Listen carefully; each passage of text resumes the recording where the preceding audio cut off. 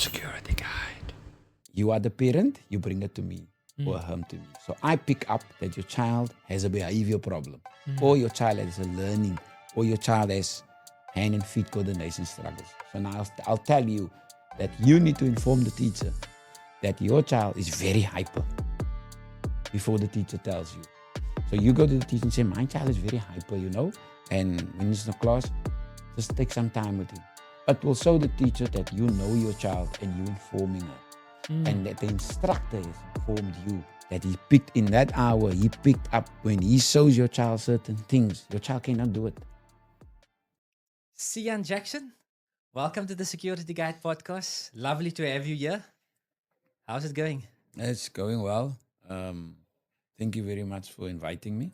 I feel very honored to come here and to sit down with you guys. No, it's going to be an exciting episode. So tell the audience, how did Jeffrey Jackson get involved in karate and what drew you in? What drew? In 1988, I had an opportunity to walk with a friend. His parents wanted him to do karate and they needed somebody to walk with him. And I started walking with him, for safety. And then he was training and I was sitting, waiting for him to finish. And that went on for about 3 months. And then the sensei noticed that I'm sitting there, always in the class. And one day the opportunity came where he said everyone must line up and have a partner. And where I was sitting, there was a boy standing and he didn't have a partner. And the sensei, obviously over the months, from me sitting there, he said, Jeffrey, stand up. You can face that boy. And, I was sitting and I was thinking, must I not stand up? Must I sit down? And my journey started when I made the decision, I'm going to stand up. And I went to go and stand in front of the boy. And it started from then. I started training. I was about, say, 11, 12 years old. Okay. When I started. In Mitchell's Plain? In Mitchell's Plain, Tafelsig. Wow. So you can check the distance. I grew up in Beacon Valley. The karate school was in Tafelsig. So my friend had to work. Okay. So, so karate at that time, what you never knew anything about it. You just basically just heard. The only time when I heard about karate was working with him. It was never introduced at school. I never saw it, only with him. In that time when we used to, there wasn't like TVs and, it was only the park. We playing candidacy, we playing soccer, things wasn't introduced like that. And I think that was my first introduction with karate. Oh, nice. The instructor's name was Willie Celia, Sensei Willie Celia. He was the karate instructor that gave me the opportunity. And I didn't have to pay or anything yet. Okay. So take the listeners that, from that time, 11 till now, a 38-year journey. So what is it in karate that kept you going from the beginning phases and then, kept on going up until now? So I will say what kept me busy was basically, there wasn't a lot of things to do. If you grow up in a Mitchell's Plain, it's a disadvantaged area. There's not a lot of things that you can do. So when I got the opportunity to do karate, it was something extra for me to get away from home, to go and train, As my mother was a factory worker, so she was never at home, And obviously my dad, through living in Mitchell's Plain and life is tough, he was a guy that was in jobs and out of jobs, So there wasn't money to do anything else. And when the sensei gave me this opportunity, thinking back and looking back, that I actually took the opportunity. Then I started training, my first grading. I got my first stripe. I started understanding what I have to do to get to the next belt. So my next belt was yellow belt, and I had to learn some stuff there. And then they said, every 3 months, you will go for a test. And I went through all the tests, Sometimes my mother didn't have the money to pay. And she always tried her best to get the money. That time we paid 6 rand for a grading. Sure. Now a grading is where you come and you must demonstrate to your instructor or the instructor that is there what you have learned for the 3 months. And that teaches me discipline. because I had to prepare myself for the test. And that is how I went through my belts till I was a brown belt, yeah. Then I was introduced to sports karate. How many years did that take you? Till you got to brown belt, because that's like the... I think in 1996. So it was 9, 10, 11, 12, 13, 14, 15. About 8 years. 8 years. 8 Okay. years, yeah. Yeah, no, because once you get to brown belt, then you like sort of you know what you're talking about, basically. And then from there, From there, I was introduced in sports karate. Our organization said they're choosing a few people to take part in a tournament. And I'll never forget, the tournament was at UCT. Now, coming from Mitchell's Plain, yeah, going to UCT,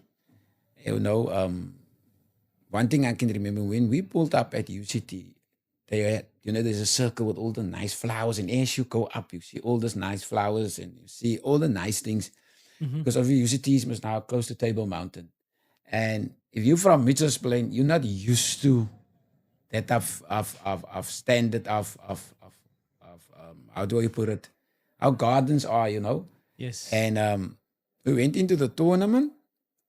I like to do movements. There's a certain movement that you do, and the referees give you points. Then they will say 6 by 9, and then they will add up, and you say you got 20. 20, and now you might be 20 guys there. And the one who got the highest points is the one wins. And on the day, they came to me and they said to me, I'm not doing that. I'm doing the fighting. And I thought, no, I don't like really the fighting, because there was rules and I didn't understand the rules. But they put me in there and I started fighting and I went through rounds and rounds and rounds. I was fighting the whole day. And then they said, this group under 70, you may stand up. You are finished. Now I get up. I stand also there. And they announced the third level person. He gets up. Then they announced the silver medal. He gets up. And then they announced, and the gold medal is Jeffrey Jackson. Wow. And I'm still looking around. Who's the... So it was me. And then I got up and they gave my medal. And I don't know, people are looking. And I didn't understand really. I just did what I normally do. Mitchell's Plain, you had to fight. You had to protect yourself, The battle of the fittest, eh? I mean, you can survival of the fittest. You can play street soccer. Yes. You kick somebody to hard, then it's a fight. You play cricket. You hit somebody with a ball maybe, and that person didn't like it, then it's a fight. So basically, we just... You knew how to protect yourself all the time. And I know how to throw punches, obviously, but that was more in an environment of rules. Okay. So coming from Mitchell's Plain, there was rules, but there was not the rules. Yes. So I was blessed to be in a sport that allowed me to learn this is the rules. And if you can study the rules, you can win the game. Nice.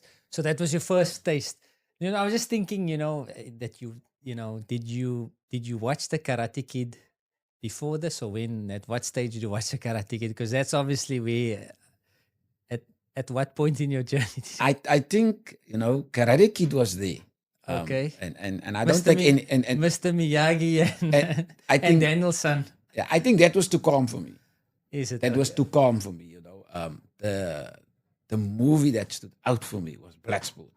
Oh, Bloodsport. Bloodsport, Van Damme. Van Damme, okay. Yeah, when he goes in to fight in a tournament, representing his sensei, and that's more serious, eh? Yeah, and representing his style, and and that was the movie that even till the day I enjoy even watching it. Bloodsport. Bloodsport. Oh, Bloodsport. Yes. Oh yes, that was good. What is it, guy? Chang Li, eh? No, Van Damme. Yeah, no, but the bad guy. The Chang Li is, you're right, yeah. Polo. Yes. Yeah. He fights him at the end. Yes, okay, so you know a couple of names, no? Yes. No, obviously Van Damme, I know. I'm just talking about that. That was Chang Li. Oh, yeah, that was the guy with the... There was a good movie, Bloodsport. Oh, was that karate or was that the mixed martial? No, they call it kumite, but Yes. it was full contact. Okay. So that's similar what they... No, it's Because it was different styles of fighting in that movie, but I mean, karate has a specific style, right? But I think it was the story of the movie. The story, how he represented his the story. style and how he started out training. It's a very good movie. if you're thinking of maybe put your child in karate. So, Jeffrey, after you won that competition at UCT, take us through your journey. How did that start and where did that lead up to? I think the journey started there. When I won the gold medal, then they said there's trials to go to Johannesburg to the nationals. Then we had to train during the week. And obviously, I lived in Mitchells Plain. My father didn't have a vehicle. There wasn't a vehicle. So we trained in Begravia Road at 8 o'clock at night. So now I had to get a lift to go to Begravia Road. And after training, it's about 10 o'clock, find my way home back. So sometimes I had a lift and sometimes I had to put the thumb out and get a lift home. Then I made the trials and then they said, we're going to go to Johannesburg. Now, I'm from Mitchells Plain. I'm thinking we're going to drive to Delft or we're going to drive to Muizenberg. So we drove with a van to Johannesburg, 24 hours. I took the worst seat at the back of the bus with my knees up. Wow. I didn't make that mistake again. So we get to Johannesburg, big tournament, 8 floors on the floor. I mean, everyone, a lot of people are there, Karate was big at time in the 1994. And my division goes on. I'm first round out because I didn't understand the rules. I came back the next year. I won the Western Province again, but then I started learning the rules, what to do and what I must train. Then we went to Johannesburg the next year. Then I came third. Wow, that's a big jump, eh? A big jump, yeah. And then at that time they had cameras on the sides of the fights to see potential. And I think that time this word came in affirmative action in sports. Okay, yes. They have to take a development person into the team. Correct, yes. And because I won that bronze medal, they put me in the squad, in the national squad. So now I'm exposed in the national team, how the training is. And from there, I learned what the top fighters are doing and who's the top fighters. Okay, then I watch, and then when I get home, and I trained. In Mitchells Plain, you have this driveway areas with electric pole, and then in the night when everything is quiet, I will go in the driveway area and I'll train my moves. And strange enough, I think back, all the small kids in the road used to come and sit and watch how I trained. They didn't probably understand, but it was probably nice for them to watch me, And that became a theme when I trained and they sit, and then in 96, 7, then I won my first national champion. So wow, is that so explain to us, what is that? The national championships is all the provinces like Cape Town, Durban, Johannesburg, Bloemfontein, Gauteng, and all the provinces that makes up South Africa. So they come all together, then they choose the top guys, the top 3. And that top 3 goes into a squad. And from that squad, they choose one person to represent the country. Wow. And in 1997, I again made the squad. So there was a guy named Quentin Rook. He was the top guy. And they chose a team to go to Senegal to represent the country. And they put us in a camp in Bloemfontein, a 4-day camp with 4 coaches drilling us, I never trained so hard for sport. They trained us the Thursday, the Friday, the Saturday, and the Sunday was the trials. When the trials was finished, then they said the squad must sit. They're choosing the final team to represent the country. And then I was fighting under 70. They choose in all the divisions one person. When they came to under 70, they said, the people that we're choosing in under 70, Quentin Rook, and we're adding on Jeffrey Jackson. Now, to represent the country, I didn't know what that meant. Yes. Because some people were crying and some people were jumping and running. I was just standing. I was just, okay, I'm here. And then the team went to Senegal. That's the first time I went out of the country. It's an African country. We went there. I probably just did one round. and Quentin did a few rounds in the same division. From there, I came home, and now I'm part of the national team. Now I'm thinking, hey, I'm from Mitchellsplein. I'm gonna get some money, and I'm gonna Yes. be rich now. You know, but it was the code was never there was not a financial. I didn't gain financially, but what I gained was the experience to be on a plane and to experience another country. And what I experienced there is poverty. That I think I was in poverty in Mitchell's Plain. But when I got there, seeing families sleeping on the streets, and how difficult is life there, just inspired me to do better. And then, I made the national team a few times. I traveled all over the world. I traveled to all African countries, And in 1999, I was chosen to represent South Africa in New Zealand. Was that for the country? For the country, yes. It was the South Africa test against New Zealand. Okay. So I went, and I always say this, just on that trip, something happened from a business point of view. There was a girl on the team, Tammy Fry. And we went, obviously in New Zealand, we're walking around, we're buying things. And Tammy Fry buys a camera of 10,000 Rand cash. Sure. So I'm thinking, where do you get this money to buy this camera? Then I heard her father had his own business. And then I worked out how many months my mother must work Wow. to earn 10,000 Rand. My mother had to work 6 months to earn 10,000 Rand.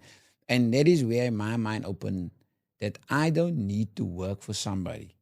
If I'm going to work for somebody, I going to work like my mother. And Tammy Fry, and that is how in the national team I started learning about people's business and people. Oh, what did your father do? What did your father do? Oh, and your parents are paying for your trips. So your parents are parents that have money. And I did the test there. We came second. I came home. Since What age were you back then?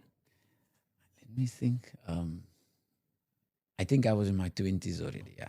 Okay, I wasn't. you never had that I think I was 23. okay, so you never had that maybe that entrepreneurial mind back then. But just coming back, what was your driving factor? Because for you to keep being consistent and being driven, what was your motivation and your ambition that you wanted to keep going? What was To answer that, there wasn't a lot of things that that to do, man. What we normally saw, it was guys, men that comes with orange overalls out of work with a backpack on. We see guys with blue overalls coming back. We never saw a guy with a suit and a suitcase getting out of his car, going into his house. So there wasn't a lot of things to inspire us to do better. So what inspired me, this is something that I liked, and it kept me busy, and I just kept on doing it and kept on doing it, never thinking that I will reach the high level. Nobody said to me, you must train, you must do this. I just love being busy. And for a person like me, it was a very good thing to do. Because if I was a gangster, I would have been a very good gangster. yes. If I was a soccer player, I would have been probably a top soccer player. But I think the keeping busy was important to me. And you were very disciplined in your craft, basically. You never got sidetracked with, a lot of girls drinking and all the, that stuff that really takes your focus away from. I'm your craft. I'm not gonna sound as a saint. No, in Mitchell's Plain, there's a lot of things that is offered to you. The thing that kept me safe was karate. I went to parties when they were drinking. There was different things. I was at party with people. At that time it was home parties. It wasn't like you're going to the club. Then you will go into one room, you'll see people doing this, you're doing that. And I couldn't get involved with that because of my code, because of the things that maybe next week I'm competing. I can't go and do things like that. No, that is where the secret of the sport comes in, the sacrifice, where you can go to the nightclub. I'm competing tomorrow. I can't go to the nightclub. And Kept you out of trouble. You know, I mean, such a good thing. I mean, it's other parents is listening to this. That's why I see karate as something that it's a future for kids that don't have direction, and it's a good thing. But yeah, carry on. so, you're not always, your parents are not always with you. Doesn't matter what age, And karate kept me, it saved me basically. Where I wanted to go out of the framework, karate kept me in the framework. And then I traveled and then I just excelled in it. I was undefeated. People came to test me. In 2000, 2000, I decided I'm going to go full time.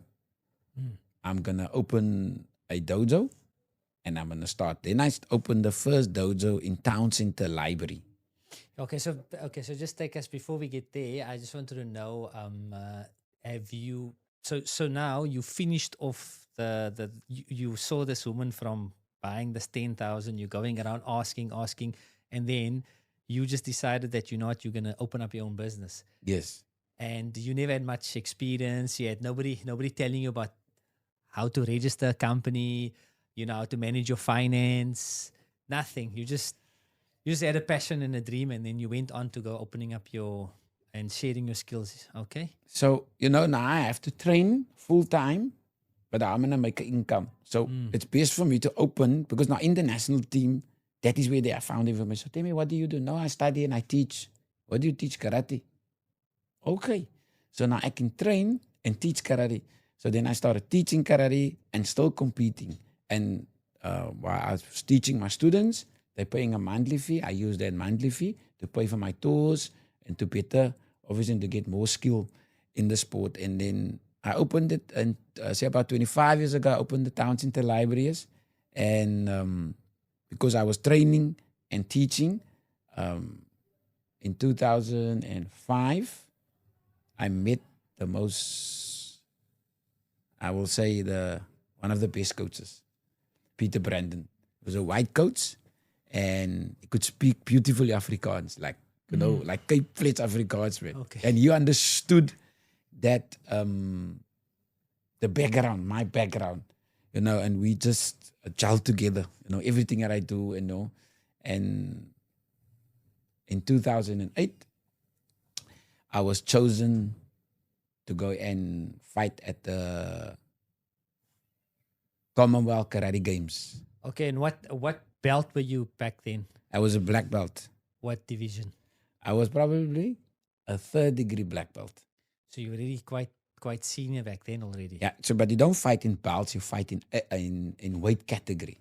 Okay. So Yes. so I fought in under 75. I started in under 70, and then I obviously, you get older, your weight lifts up. So I was fighting under 70. So now myself and my coach, we knew each other for 5 years. He knows all my moves. So in 2008, we went to first the All African Games, where myself and my coach, we were fighting. I was fighting this guy from Morocco, and that fight actually went on Sky News, because it was Sky News. And they actually sent my coach off. We were fighting. He scored a point, I scored a point. We busy in it. It's rough, and his country is shouting, my country is shouting. My coach is fighting with his coach. His coach is so mess. They stopped the fight. And then my coach did this too, and then they took him off, and then I was fighting alone, and and then people didn't understand what was going on. So when it was on Sky News, people just see the South African guy was fighting the Moroccan, and this happened and this happened. And when I got into the plane coming back from Nigeria, this lady asked me, "Are you not that boy that fought in that tournament?" I said, "Yes." I said, "Where did you see it?" She said, "No, on Sky News." I said, "On Sky News." So me and my coach was very close. Okay. Because if you come from Mitchell's Plain and you get a coach that can relate to your lifestyle, you find the connection a lot more. Of almost like a father and son connection. Yes. And I needed that because I came from Mitchell's Plain. So now we're going to Scotland. I'm in my retire year. I said to him also, I'm 2008, I'm retiring because I want to focus on my business. And he said, "Jeff, okay, let's do the Commonwealth." So we went to the Commonwealth, and Now the draw sheets comes out. Now in 2004, Mexico, I fought this guy from England. His name is Elton. And in Mexico, sorry that I jump so around, but just the memories comes up. Yes. So now we're in Mexico, Montreal, at the WKF World Championships. They make the announcement. Jeffrey Jackson from South Africa, the Sioux. But then the next name come up. Alton from England, the whole place goes mad. So I didn't know who he was really. But I went with my experience, and then myself and him was starting fighting in the whole crowd. But because I'm from Mitchells Plain, politics is not in our minds. And, black and white, we didn't worry about that. That's the first time I experienced that. That South Africa is fighting out the world in black and white. Black and white. Because Elton is from England and I'm from South Africa. So I don't know the politics really. Yes. So the two of us fight, and he's aggressive and I'm also aggressive. And I score the first point, he scores a point. Then I score and then there's a final point. But this guy that's taking control of the fight, he's from France. So he says something that I didn't understand. And he said, I don't know what he said. And he said, begin. And then he rushes me and then I stepped out. And then I lost the fight. So this 4 years later, I get to the Commonwealth in Scotland. Now I saw the list of all the people that's going to fight each other.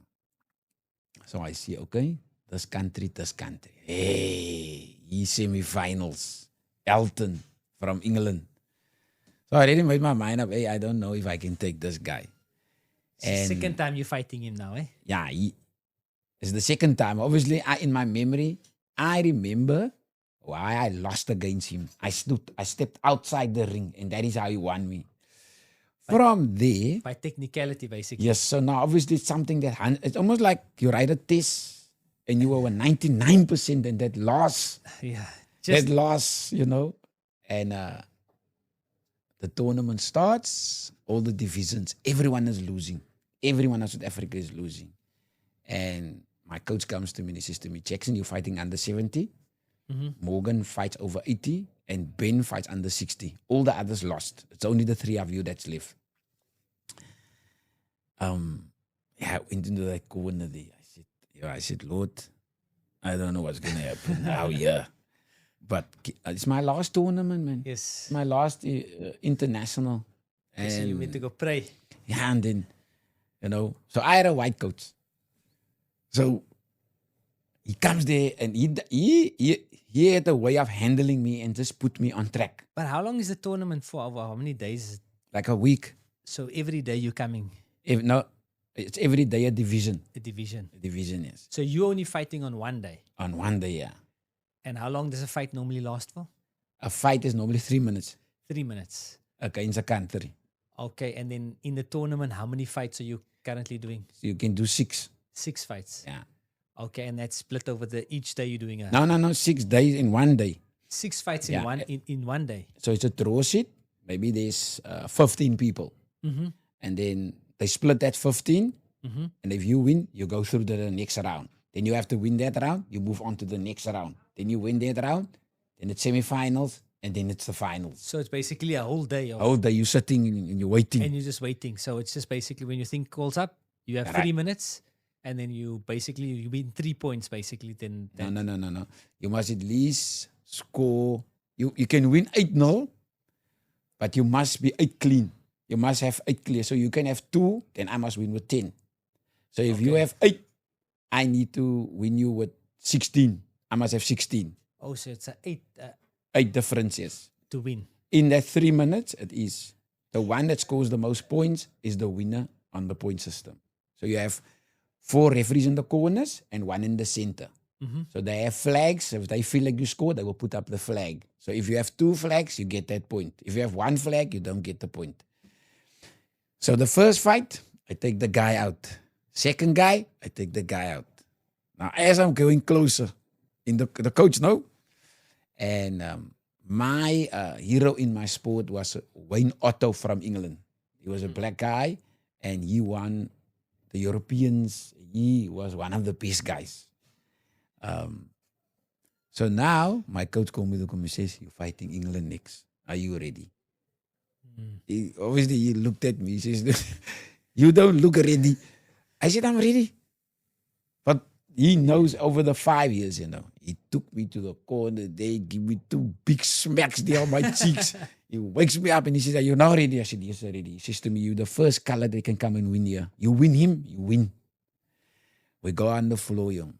I said, "You coach me in Afrikaans. No, coach me soos ek kyk flits." Everyone was watching this fight. Okay, so it's intense, eh? It was me and him. My coach jump up. He scores a point, I score a point. And we ended up, the first one that scores the point is the winner. And the referee says also, he says, "You are on deadlock.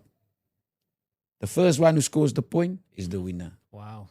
When the ref said, "Hajime," I did my best technique. And then I scored the point. And then I won to go to the finals. And then in the finals, I faced the host, Scotland. And then my coach said to me, he reminded me, "You can be the first one." And that was my prayer for the day, "Lord, if I win today, I'm the first one. Doesn't matter how many is going to come after me."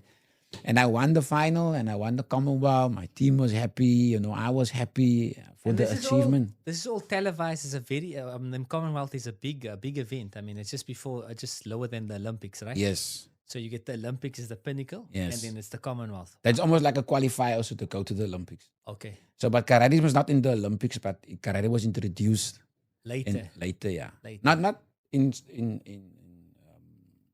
the Olympics, but it's recognized in the Commonwealth. So what was it like being the first color winning the Commonwealth, coming back to South Africa, to Cape Town? Did any of the ministers or anybody give you a shout out or anything? How did life change? I walked onto the airport, it looked like a graveyard. Is it? I walked on, I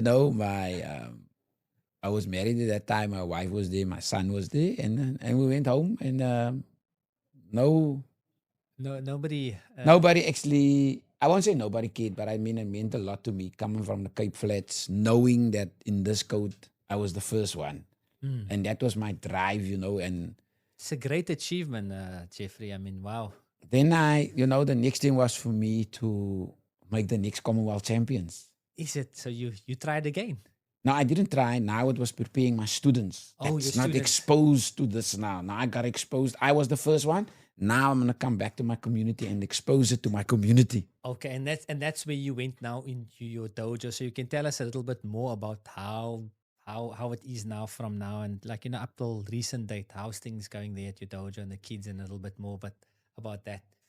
How's life? How's life now with you and The first dojo was now in Towns in the library. I retired from the sport, and I got the 2008. I got actually Sportsman of South Africa also. So that Is was it? also Wow. first colored also that got Sportsman of South Africa in karate.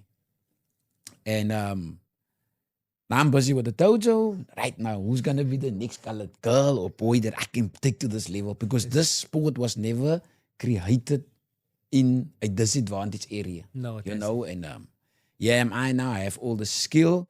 I started training my kids in Towns in the library. First, I started with 3 kids for 3 months, and then I started getting exposure, and then students came 20, 30. One of the members here also, he brought his son. His son was very hyper, and I think they wanted to put the son on tablets because he can't sit still in class. And then I said, no, don't put him on tablets. We know what to do with them. We jump. He will jump that away. And then I had a group of 16 children that I worked with. Mm-hmm. Then we went to Western Province that I was with the kids. And we annihilated everyone at the Western Province. Nice, man. Now they wanted to know, who's this kids? Then they said, that guy there, that Jeffrey Jackson, is his children. Okay. Then I took them to the Western Cape. And we annihilated everyone there also. So now Nice. I have this group of parents that is really interested of the story that I said, that your child can make Western Province, your child can get the national colors, your child can get his green blazer. And then I took the kids to the nationals. So now, to get a few colored kids on that level there in Johannesburg, Yeah, I mean, takes finances to get him there. And the parents really went out of their way to get the kids there. And we went to Johannesburg, and Nigel is even getting goosebumps now, yeah, because his son was part of it. So nice. the kids are now there in Johannesburg, and now we're in the hotel. So now these kids are getting the same experience. They're in the hotel, they're running up and obviously they don't know this type of stuff, you know, and they, oh, Sian, can we eat? I say, eat as much as you want, to drink cool drinks, and you know, Nice. we're on our way to the tournament. I tell you, each of my child, if there was kids that was winning all these years, that year they had a challenge because there was new kids on the block. Wow. My kids went up. We took 16 divisions. They wanted to know whose children are this on the nationals. It's Jackson's children. Is Jackson not fighting anymore? He's coaching now. So his kids. And that was the first year. The following year, we moved to 20. And then Mitchell's Plain became one of the clubs you have to beat till today. Is it? I have reputation now. I have Commonwealth champions. Nigel's son is also a Commonwealth champion. Wow. I have national champions. I have international. I have a student, Robin Lipool, that's in her 4th year studying to be a doctor. Of that 16 and that 20, children that still came are all on university. Wow. All of them are in careers. That tells you that the sport has developed them with the traveling. Then there's much more than Mitchell's Plain. 100%. So just take us average the kid when they come. How much time do they give in a week? Like, what does the 7 days look like, and like how long is the session? So just give us a breakdown. Like, if I'm going to enroll my kid and he's going to start out from like, you know, entry level to junior, what does it look like? And then we can go to a little bit more advanced. So in my studio where I teach, you train for an hour, because if you're a white belt and you're just starting out, you cannot concentrate for 3 hours. You can't keep a child so much busy. So it's an hour. So an hour, and in that hour, you get your 15 minutes of warm-up. Mm-hmm. Then you get your 15 minutes of the techniques that you'll need to learn. And then next 15 minutes to do the kata. And in the last 15 minutes, the most exciting time where you teach the children games. And then you will hear the laughter. And there we do rope pulling, we jump in circles, we play on, we play cat and mouse, you know. So the class is strict till that last 15 minutes, and then the enjoyment comes. So if you are a white belt, how many times a week? You train twice a week, and then you must train for 3 months. And twice a week, 3 months. So that's about 8 classes for the month. And in that, so it's about 16, it's about, I think, 24 classes you must do, and then you get a test. Then you must demonstrate to the instructor, I've learned something. And then the parent has the opportunity to come and sit and say, look, I'm paying you a monthly fees. What did my child learn? And then we call that the grading, the test, and then the child will show the parents, this is what I've been doing for this 24 classes, and this is what the sensei have taught me. And then the parent can say, I would like to continue this. So the 24 months, the 24 weeks becomes a year, and then 2 years. And when we see there is something, now we introduce the sports karate with you. Okay. So before it's just like, you know, going through the emotions, learning the discipline, going through the test, doing the grading, and from there you get nominated. You can't just jump into the combat from the beginning. You must remember, you bring your child to karate, there's many challenges. You bring him for the first 24.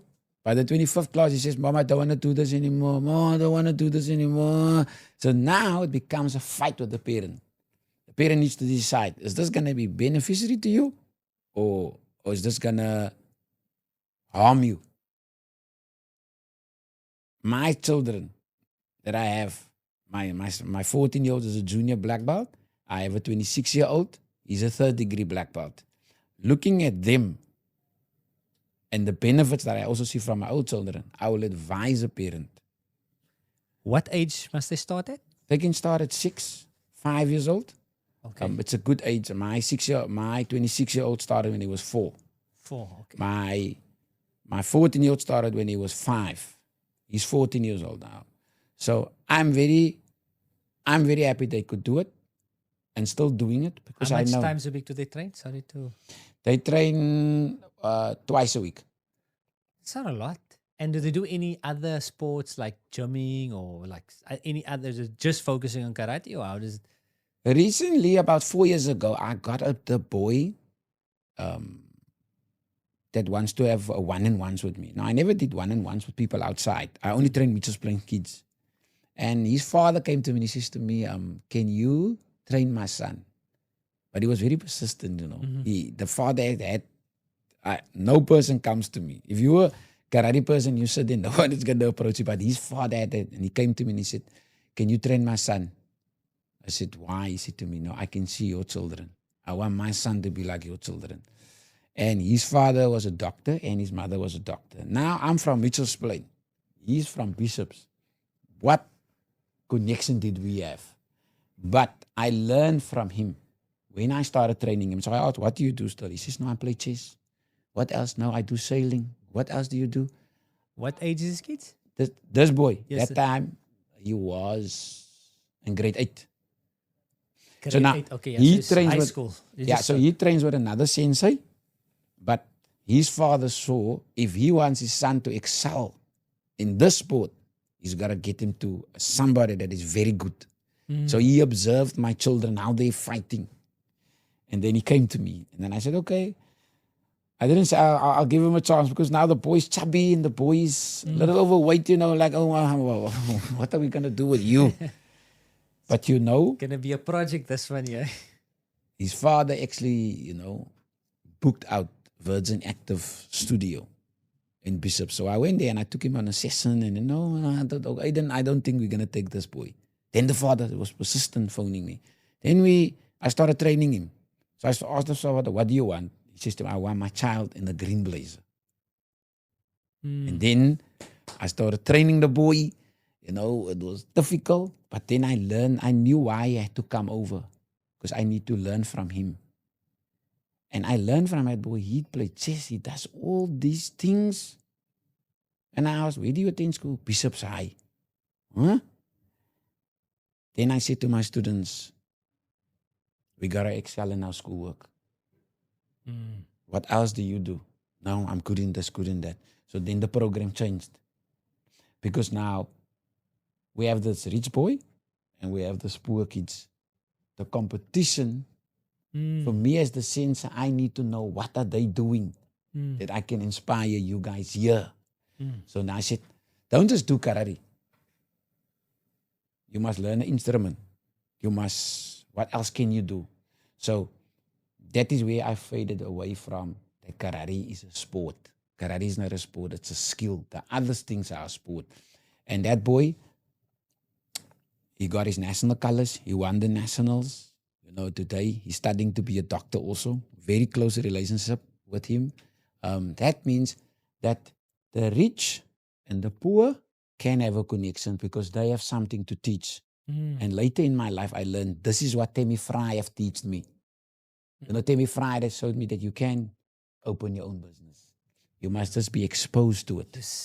And we, as disadvantaged people, are not exposed to that. So that's why we can't have that drive and that discipline. Because how do you do something that you don't know? You don't know.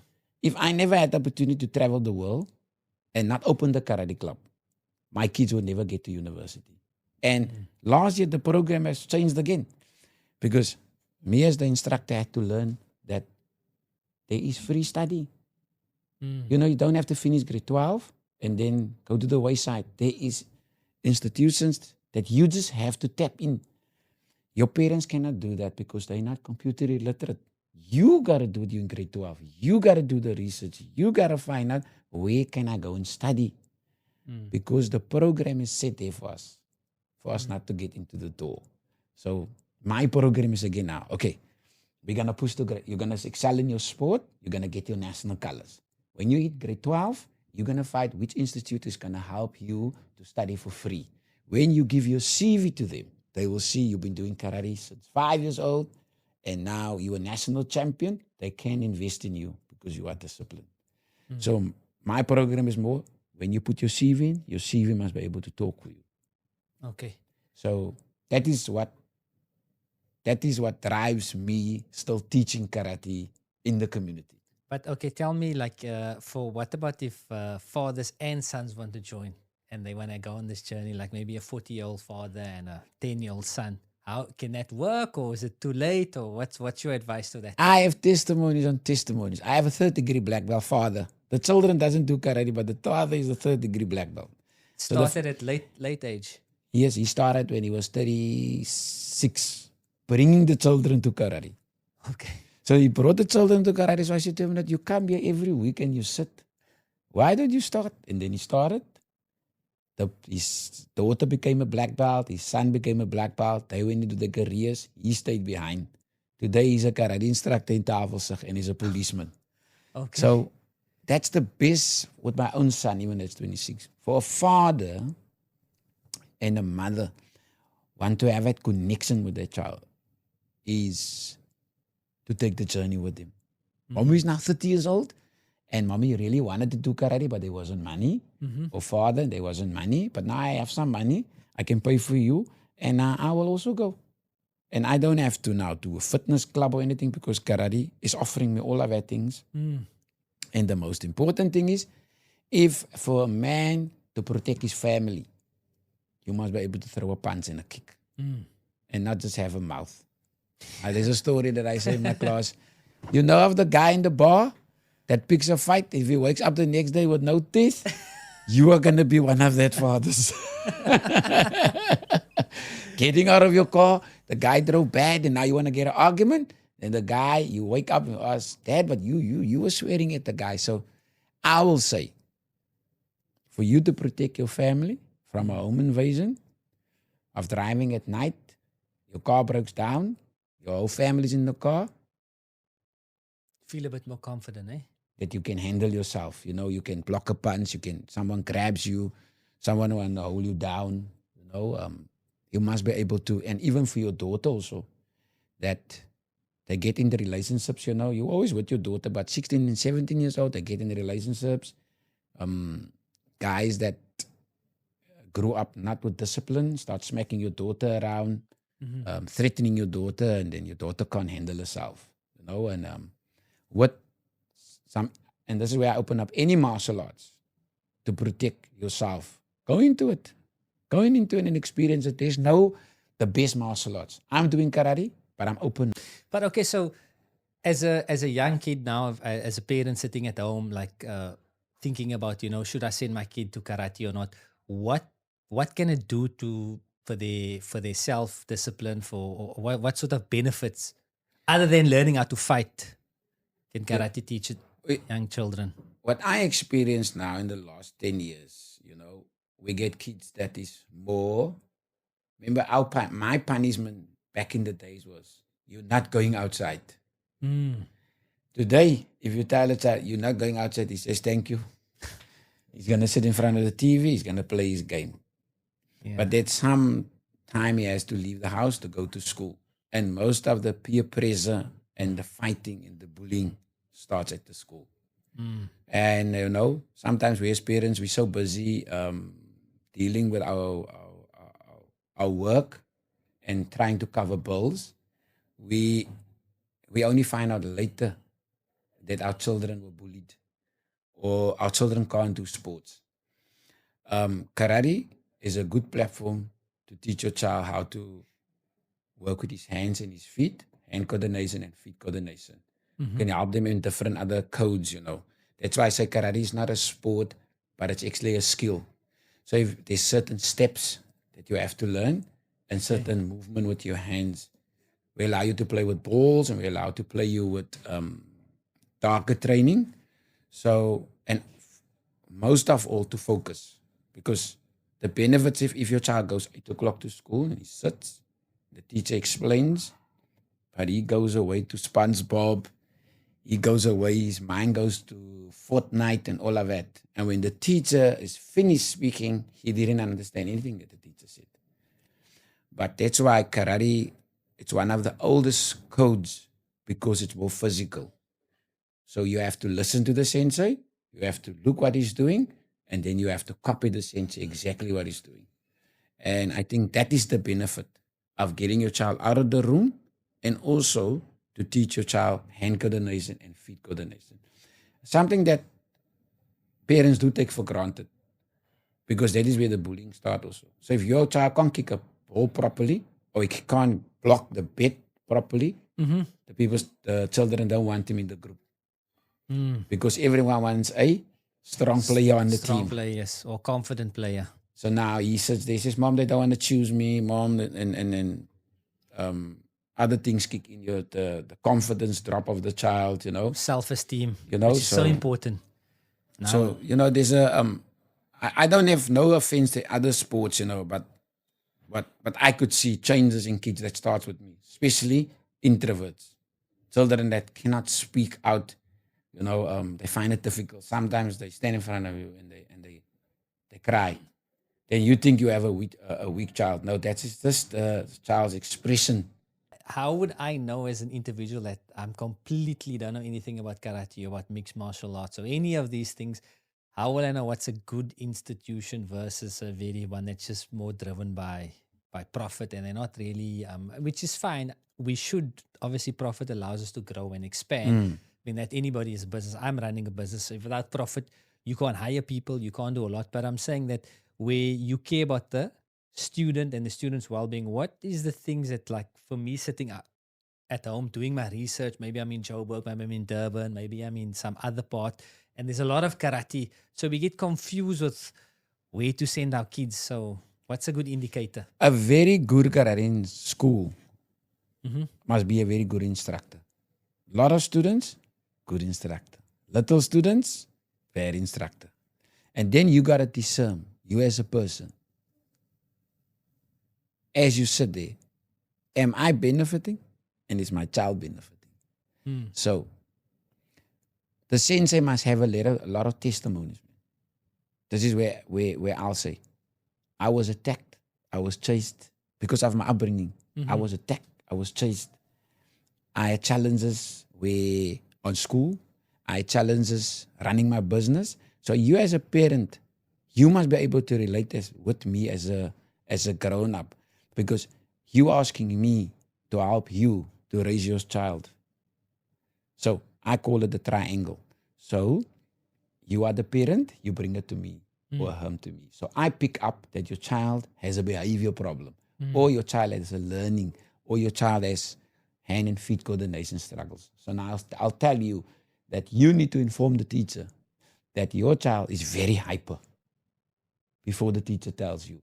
So you go to the teacher and say, my child is very hyper, and when it's in the class, just take some time with him. It will show the teacher that you know your child and you informing her.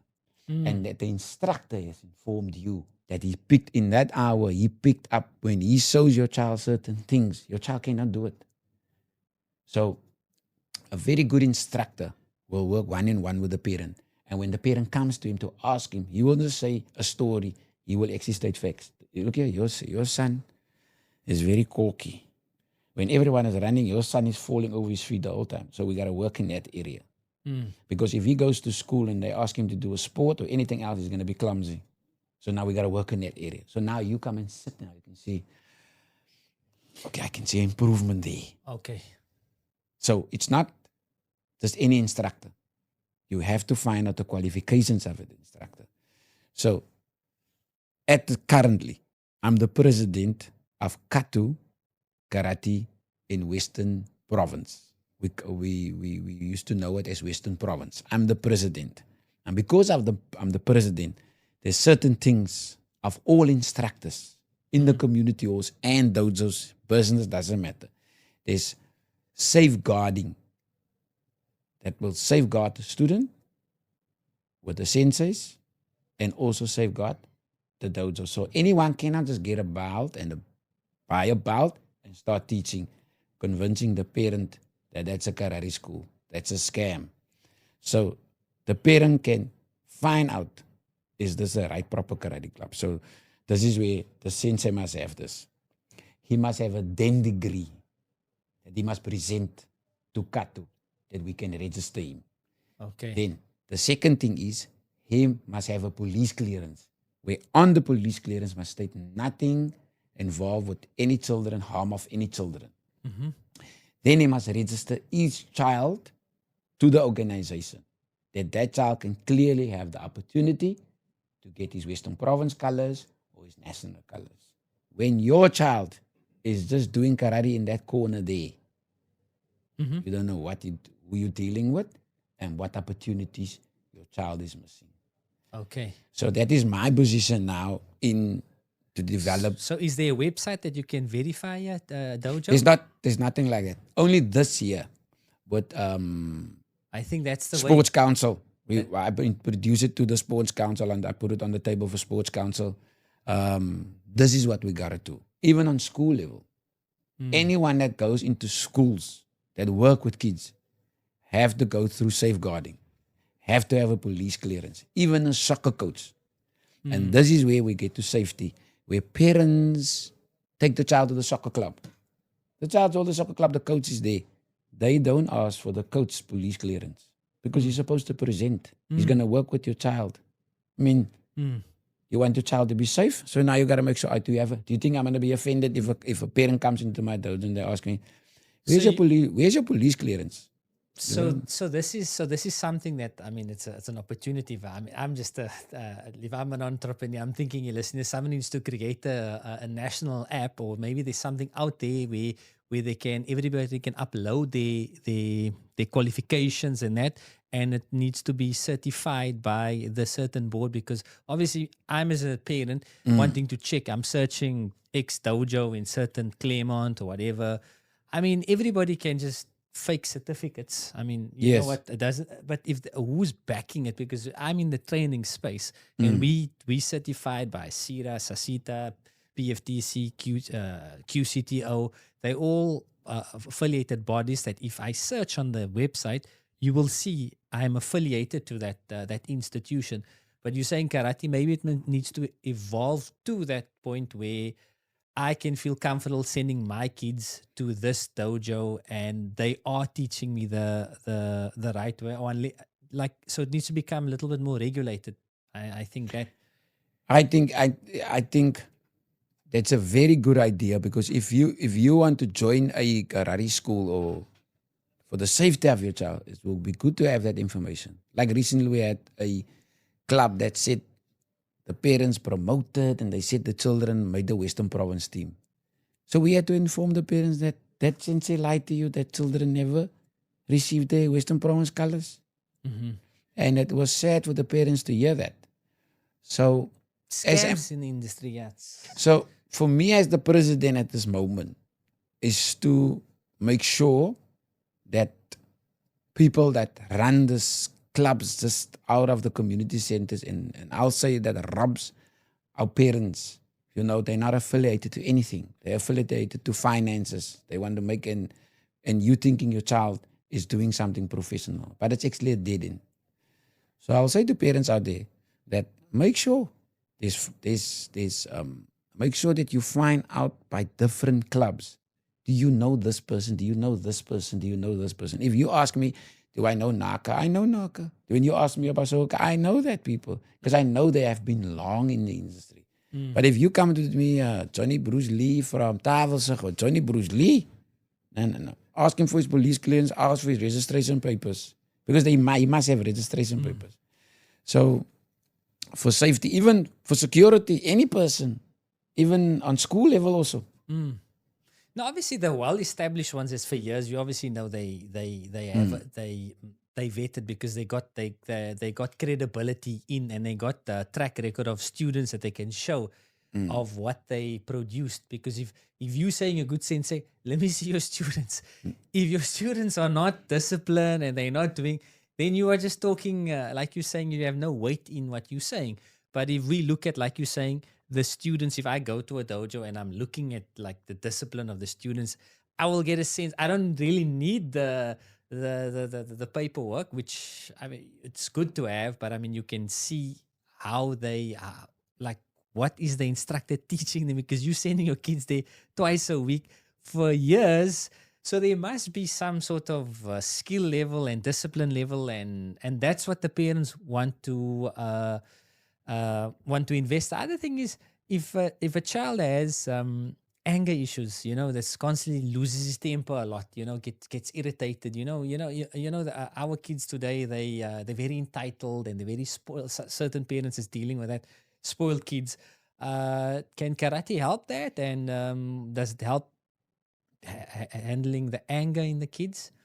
To a personal testimony of myself, growing up, as I've been doing karate when I was young. Mm-hmm. So my father was a guy that used to drink, Mm-hmm. and he always used to come drunk in the house. And there was other fathers in the road also. That was decent, because I went to their house and I always wonder, why can't my father be like this? Mm-hmm. And with that frustration, I went to school also. So on school level, for me to concentrate was very difficult because, other kids had certain things and I didn't have certain things. So the thing that I had, I could fight. Mm. So if you offend me or you say something wrong, believe it's going to be on. So, but when I started karate, Yeah. I could generate that anger in a certain way that gave me the discipline that I don't need to act like that. Mm. And that is what karate installed in me, even speaking to my own children, speaking to my wife. Because if you were not educated by your father how to treat your wife, you're going to treat her in any way. Mm. And the same with your children. I say to my boys, it was so tough that time, and parents were so hard at that time. They never hugged. I never put my hand on my own father's head. And my son's looking at it. But this is what karate did for me. Karate has disciplined me to hug my children. They can put their hand, they can play with me, because karate has disciplined me in a certain way that my father couldn't. And this is when I say, when you train for many years, this is the add-ons of the discipline of karate. It's not just the physical part, but it's also the inner part. Things that you felt that you will never overcome. That of training every week and in being in an environment to develop yourself more allows you to have an impact in your life. So it's not just coming there and putting off your gi and kicking people and hurting people and think that, no, it can change totally your direction, because everyone has something that they are fighting. And that is why you get your children that is behaving in a certain way. There's the need to have a connection somewhere with a good coach and a good sensei that can pick up, this is not that child. There's something that makes this child in this way. And if teachers can have that skill and coaches can have that skill, they can bring the best out of that child.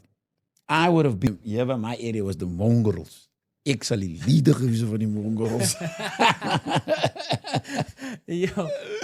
No, it's interesting, but it's amazing, like how you channeled your direction from a negative energy and a negative feeling that you had. A lot of people take it to other stuff that is harmful to the society, like you're saying now, gangsterism, drugs, women, alcohol, just street fights, and it gets you, it lands you up into places that's either dead or jail, and so wow, I mean, I've learned so much about karate, and I just want to move now to a little bit of a different segment. We can end off more or less in this. It's about your time with your security and your self-defense with SAPS, and why it's important for somebody to train, and how did that look? Basically, your time at I think you were training people in SAPS. Yes. So what was that like, training police officers? You must tell me if you want to laugh or you want me to be serious. So, we're paying them with our tax money, so Yes. hopefully they're keeping fit, because they need to protect us as the society, as South Africans. So I hope they are keeping fit and keeping healthy. okay, Saps, the guys who used to train with me, please, don't be upset. So, my studio is very equipped with weights and bags and weapons.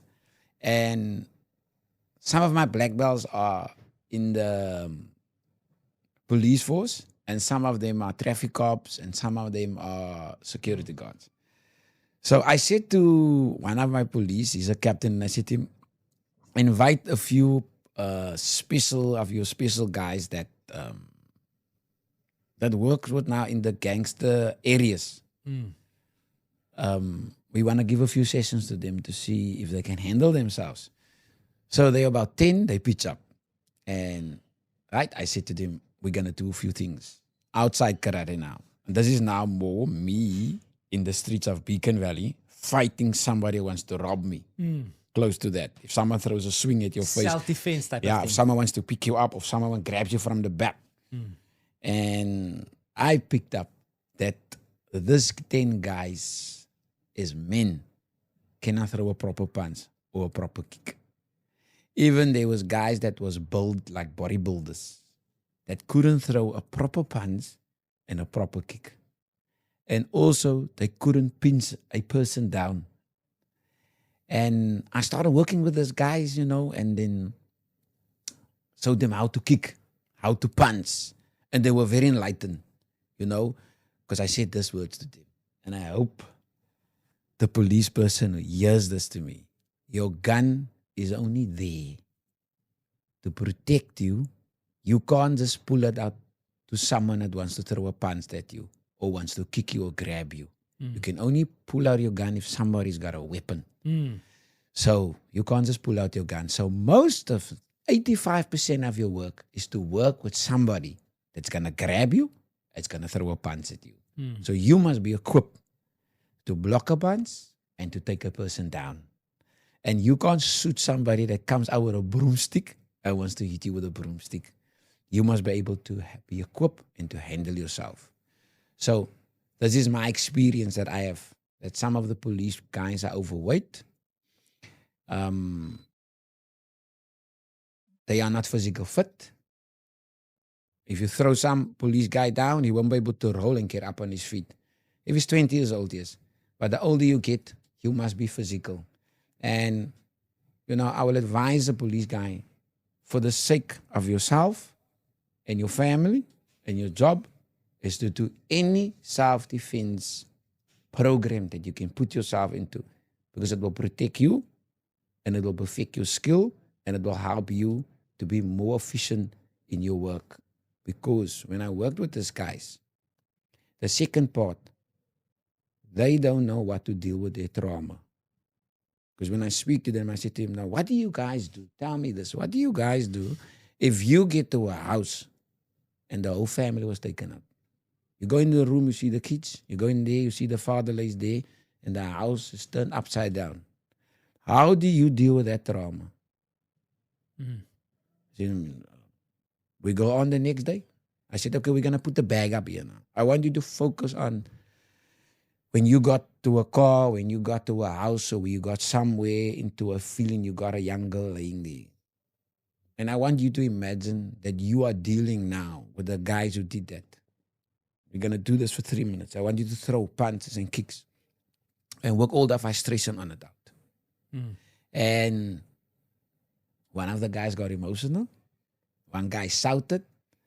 And one guy said, we're not going home now. We're going to keep doing this the whole time. I said, no, but I have other clients that will come. You must go. So then there was the fun side.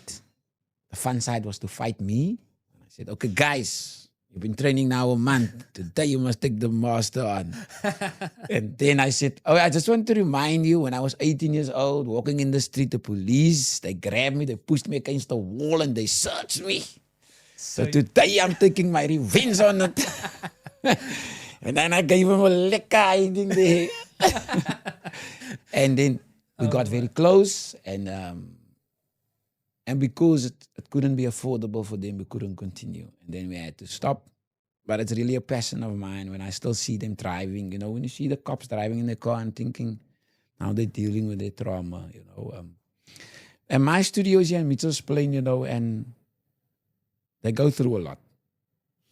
Another question's coming to mind is a little off topic. Not somebody that is disciplined and is karate is it possible that they can also be chronically depressed, or somebody that will be taking antidepressants or taking medication to deal with trauma, or or or can the two go together, or is it if you I don't understand. You're asking if somebody is a karate person and he takes no, I'm saying that if somebody, just say somebody's depressed and now they start karate now and they're pushing through it and they're trying to, and can it wean them off medication, or you feel no, karate won't be able to be the solution to help an, somebody mentally. okay. Another testimony. I was teaching in Strandfontein, and this father brought his son. He had asthma, but some severe asthma. He had a pump, and then he had to put a tablet in, and then he has to shake it, and then he used it. And then I said to the father, okay, and the father, I said, leave it on the desk there. When he trains, I'll watch him. And if he loses his breath, I know I can use it. He used it and he used it. And after 5, 6, 7, 8, 9 months, that thing was just standing there. I just kept it. After 2 years, he took it away. Today, he's not finished studying. I caught him because a year ago. Yeah, he's finished studying. He's well built and everything, you know. He was overweight when he came there. So I will say with my own experience that, and now life has treated me also in the of losing my brother and my mother. You know, I lost my brother. They shot my brothers so 3 years ago, and I also felt into it.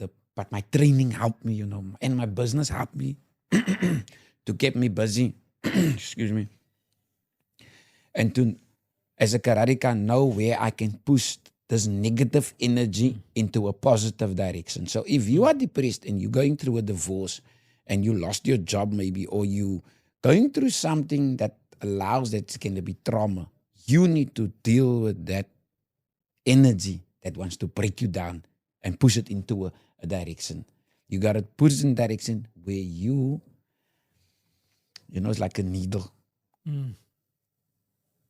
They say if they give you this injection, you're going to heal quickly. So you got to go just through that little pain, that print, to put the healing process in your body that you can heal quickly, you know. Or they can give it in a bottle and feed you every time, 3 times a day. But if they give you the injection, it's once for the 3 weeks. So you need to go through that pain, but it's in which direction you're putting it. I experienced going to court, seeing the guy who shot my brother, and I looked at him, but my energy is not on him. My energy is like, how's this thing gonna play out? It's more positive for me. All difficult things, I've learned to push it in a positive direction for me, so I can advise somebody. This is what you gotta do.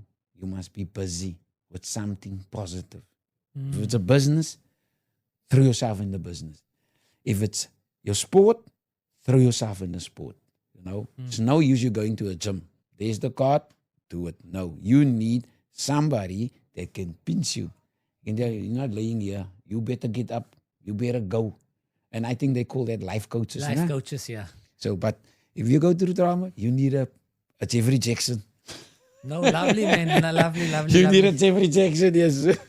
No. I think anybody that's listening to this, I've learned so much about karate, and it's inspiring. You know, I also want to now decide. You know, I have to now, you know, get my how I can actually, you know, try to do some self defense. And you know, I did it back then, like 20 odd years ago. Karate. So basically, I'm more of a runner, and like, you know, the usual running, gymming. You know, that's what keeps me. You know.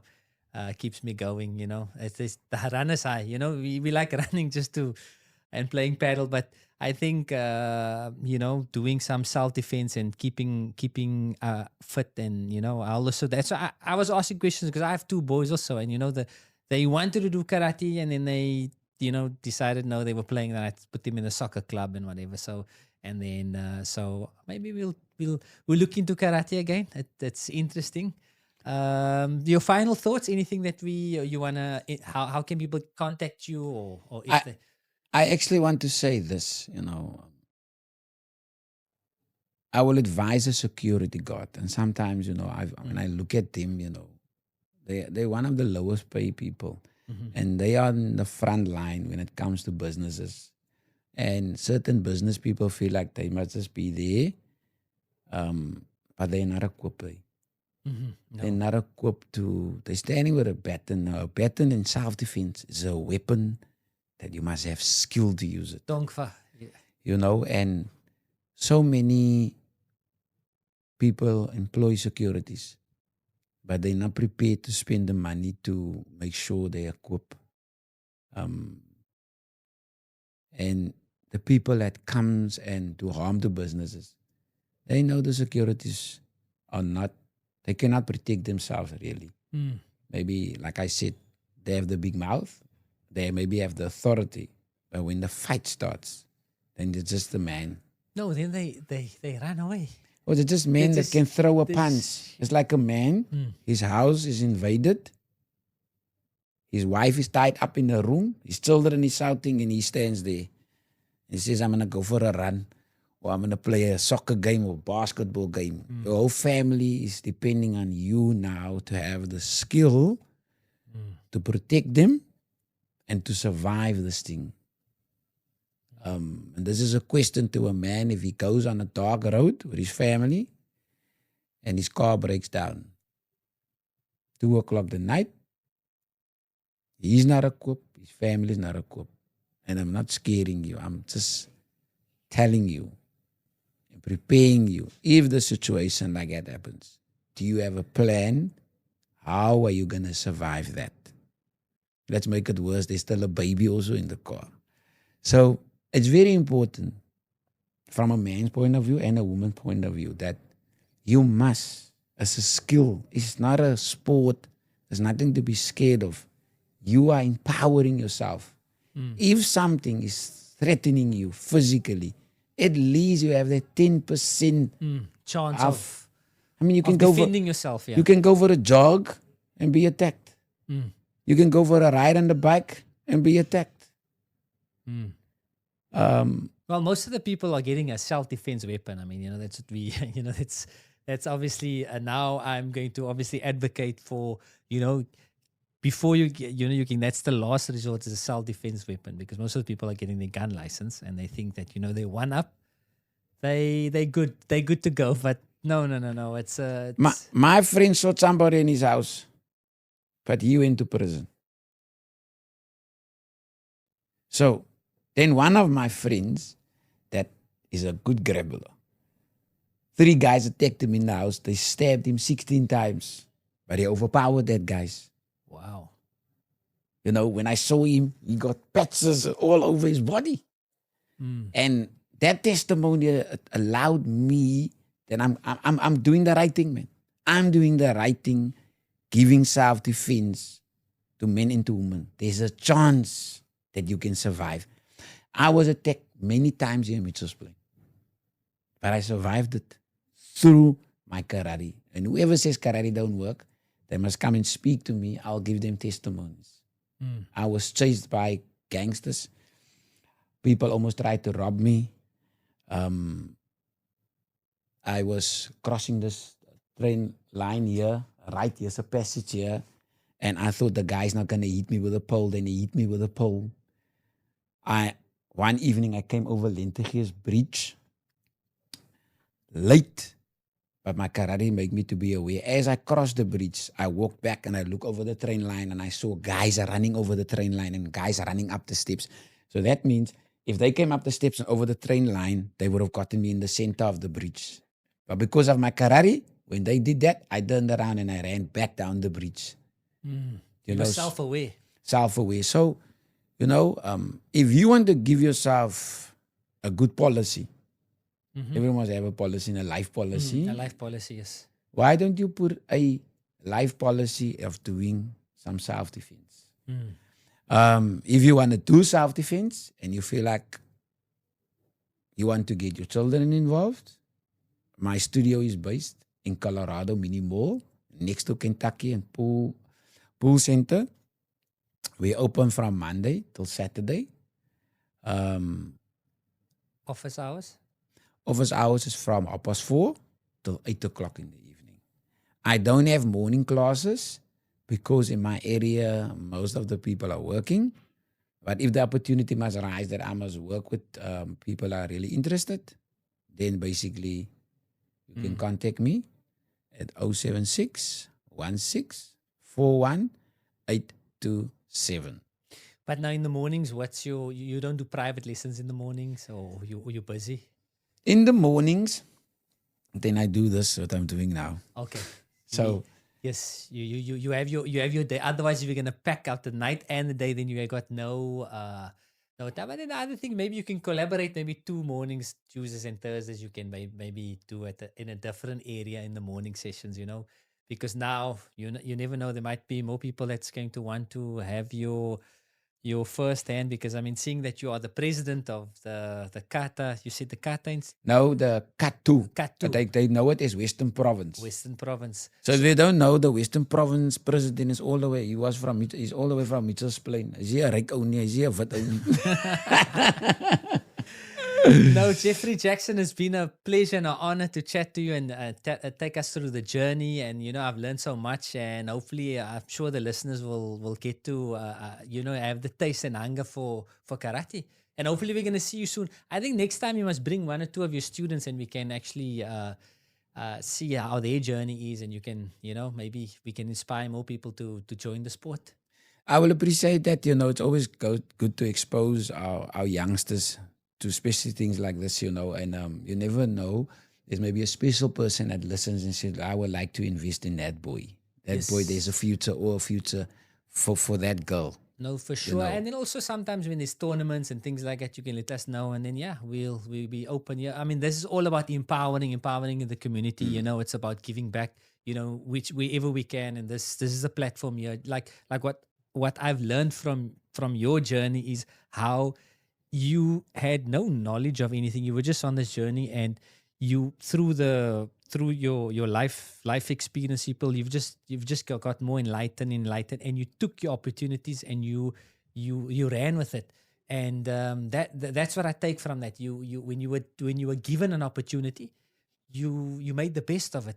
And if other South Africans see that there's so much opportunity out there, when you are presented with something, seize it, be grateful, be humble, stay in and who knows where the road will take you. But anyways, thanks for coming on. It's been awesome. Yes, it was very nice. So my last words is, the choices that you make in your life makes you happy. The good ones or the bad ones. Do you want to be a shepherd or a sheep? Wow. Well said, eh? Jeffrey Jackson. Till we meet again. Isha.